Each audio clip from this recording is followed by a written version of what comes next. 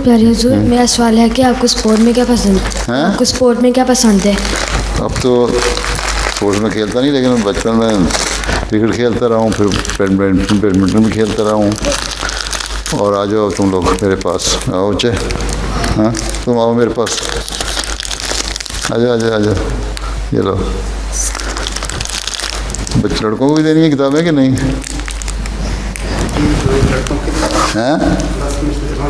यही है, यही है, बड़े कंजूस हैं आप लोग, छुपा के दें। और हैं? तुम्हें ये ले लो, तुम्हें पढ़ना भी आता है, ये भी लेनी है, ये ले लो। बड़ों जो है उन्होंने, तुम पढ़ना आता है तुम्हें? जी फ्रेंच? जी।